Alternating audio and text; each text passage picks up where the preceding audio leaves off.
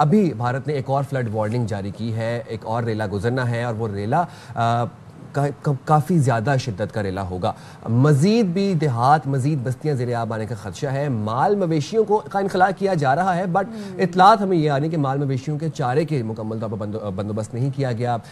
अगर माल मवेशी किसी के पास 100-150 अगर भैंसें हैं तो वहाँ पर चारा जो है वो बहुत फलाही तंजीमें हैं जो कोशिश कर रही हैं कि चारा उनको फराहम किया जाए। अच्छा साहिब, सोशल मीडिया पर भी हम काफ़ी चीज़ें देख रहे थे कि लोग ना इनकार भी कर रहे हैं अपने घर छोड़ने के लिए, और यहाँ पे जो फ्लड में खवातीन हैं जो यहाँ पर घिरी हुई हैं, जो कि वहाँ पर बंद हो चुकी हैं एक तरह से अपने इलाकों में, कुछ खवातीन जो हैं वो घरों में मैसूर हैं, उनको भी काफ़ी मुश्किलात, और बच्चे भी हैं यहाँ पर, उनको भी काफ़ी मुश्किलात का खड़े पानी से, फ्लड वाटर से जो एपिडेमिक आने का खदशा है, जो बीमारियाँ फैलने का खदशा है, वो भी संगीन होता जा रहा है। और बीमारियाँ ना सिर्फ दिन अगैन इंसान और जानवरों दोनों के लिए हैं, मलेरिया, डेंगू और ये तमाम तरह बीमारियाँ जो हैं ये अब हमें इसका भी एक खदशा है और ये भी एक अलार्मिंग सिचुएशन है। आगे बढ़ते हैं, आपको बताते हैं दरियाए सतलुज में ऊंचे दर्जे के सैलाब से चिश्तिया में, मोतीवाला और मौजा अजीम में 2 हिफाजती बंद टूटे हैं। अब इससे क्या हुआ है कि 100 के करीब देहात ज़ेर-ए-आब आए हैं, 10,000 एकड़ रकबा दरिया बुर्द हो गया है। सैलाबी सूरत हाल से हम अपडेट कर रहे हैं अली चौधरी। भारत की जानिब से छोड़े जाने वाला जो अभी रेला है वो इस वक्त चिश्तिया की हदूद में दाखिल हो चुका है। इस वक्त दरिया सतलुज में चिश्तिया के मुकाम पर पानी की जो सतह है उसमें बहुत ज़्यादा इजाफा हो गया है। इर्द गिर्द की जो देहात हैं वो ज़ेर-ए-आब आ चुके हैं। सैकड़ों एकड़ के करीब जो है ज़रूरी तैयार फसलें हैं जो वो भी ज़ेर-ए-आब आ चुके हैं। लोगों के सैकड़ों घर हैं वो तबाह हो चुके हैं।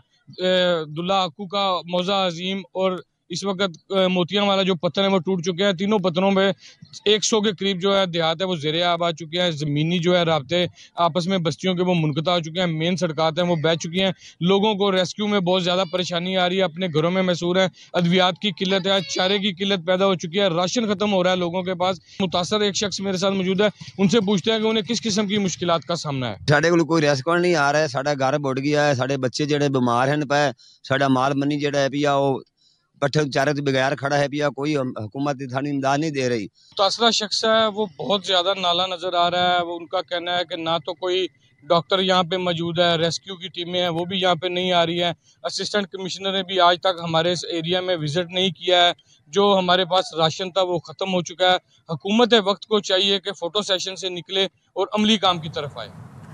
तो ये भी कंप्लेन है कुछ कि हुकूमत जो है वो फोटो सेशन करवा रही है और अमली तौर पर कुछ नहीं किया जा रहा। मुख्तलिफ इलाकों से मुख्तलिफ खबरें मौसूल हो रही हैं, कहीं पर राशन खत्म हो गया, कहीं पर लोग अपने घर छोड़ के जाने को तैयार ये है कि रेस्क्यू एंड रिलीफ सरगर्मियां जारी हैं और लोगों का इनखला भी करवाया जा रहा है। लोगों की तरफ से भी रेजिस्टेंस ये आ रहा है कि ऑब्वियसली अपना घर छोड़ना आसान नहीं, आपको पता है, अपनी छत छोड़ना, अपना सामान छोड़ना, अपने मवेशी पैसे जोड़ के घर बनाते हैं, तो ये कौन सा, ये भी आसान नहीं है। दूर दूर के इलाकों की हम बात करें, जो मेन सिटीज हैं वहाँ पर भी लोग अपने घर छोड़ने को लाहौर में शहर में आया सैलाब, तो वहाँ पर हमने देखा कि जो रावी किनारे सोसाइटीज है वहाँ पर लोग अपने मतलब अर्बन एरिया के अंदर भी लोग अपना घर छोड़ने के लिए तैयार हैं। तो ये तो फिर देही इलाके हैं, यहाँ पर लोगों को कन्विंस किया जा रहा है।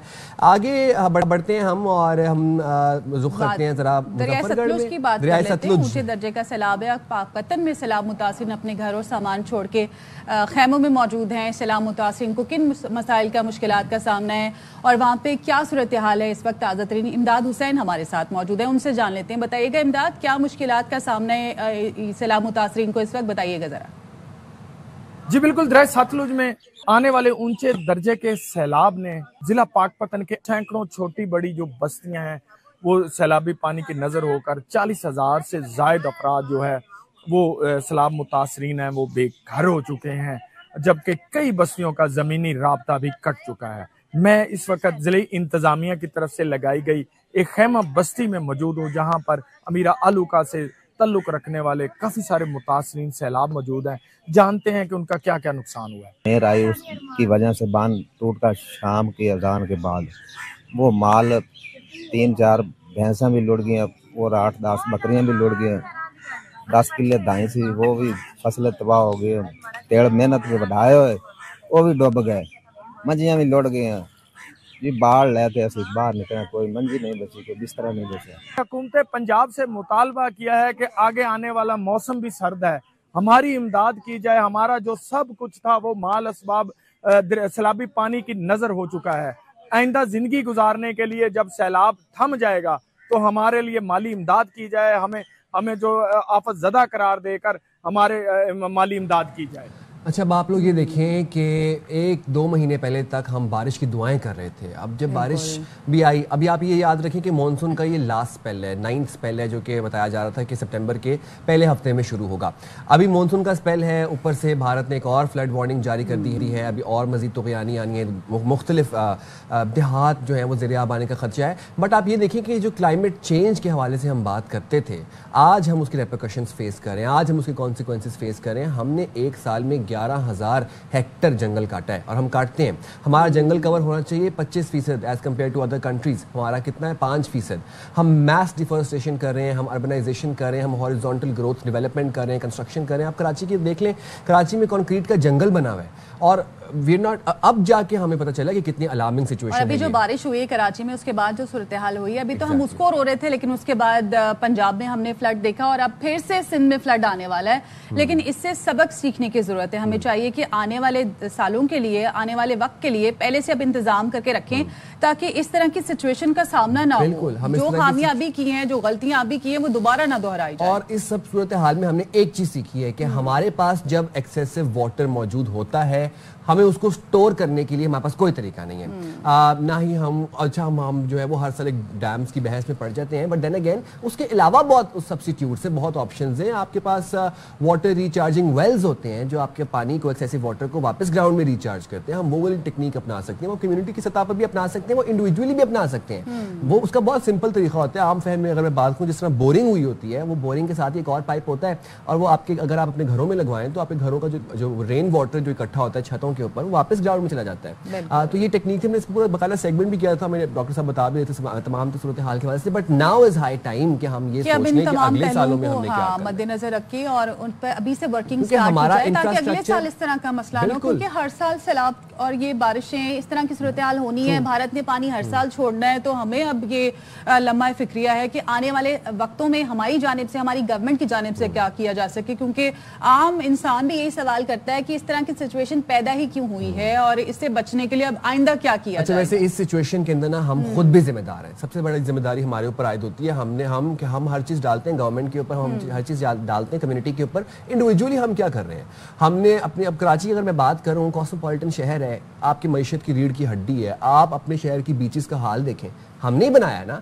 देन अगेन तो द पॉइंट इज कि this is the time when we decide कि हमने अपनी आने वाली नस्लों के लिए क्या छोड़ के जाना है, क्या ज़खायर, क्या आबी ज़खायर छोड़ के जाने हैं, और हमने इंडिविजुअली स्टेप्स लेने हैं इस चीज़ के ऊपर। बिल्कुल, ये तमाम वो पहलू हैं जिन पर गौर करने की जरूरत है। तो दरिया चनाब की एक बार फिर बात कर लेते हैं, जहां ऊंचे दर्जे के सैलाब से रंगपुर में सैकड़ों देहात हैं जहां पानी में डूबे हुए हैं। लोगों को शदीद मुश्किलात का सामना है। यहाँ से वो नकल मकानी भी कर रहे हैं। सैलाब से मुतासरा एक देहात है जिसका अहवाल जानते अपने नुमाइंदे नवीद फरियाद डोगर से। बताइएगा नवीद जरा। जी बिल्कुल, दरियाए चनाब में ऊंचे दर्जे का सैलाब है। रावी और चनाब का मुश्तरका रेला जिला मुजफ्फरगढ़ की हदूद में दाखिल हो गया है और सैकड़ों देहात, तकरीबन 50,000 से ज्यादा आबादी जो है वो मुतासर हो गई है। इस वक्त मैं एक ऐसी बस्ती में मौजूद हूँ कि मुकम्मल तौर पर लोगों के घर, स्कूल, उनकी फसलें वो पानी में डूब चुकी हैं और पानी में मुसलसल इजाफा हो रहा है। ये पूरी आबाद बस्ती सफ़ाए हस्ती से मिटती नजर आती है और इस वक्त ये सूरत हाल है कि पानी में मुसलसल इजाफा हो रहा है और लोगों के मुकम्मल घर, कोई गिर रहा है, कोई मुकम्मल तौर पर डूब चुका है। इस वक्त बहुत बदतरीन सूरत हाल है। इस वक्त जो रेस्क्यू टीमें हैं वो यहाँ पर हम वक्त मौजूद हैं और लोगों को रेस्क्यू कर रही हैं। 100-150 घर है बस्ती का, सब डूब गया है। देख के बहुत मुश्किल नज़र आ रहा है, कैसे देखें। अक्सर घर डूब चुके हैं, गिर गए हैं। पता नहीं हमारे साथ क्या होगा, अब हुकूमत क्या करेगी। हमें लगता नहीं ये बस्ती फिर जैसे पहले थी वैसे हो।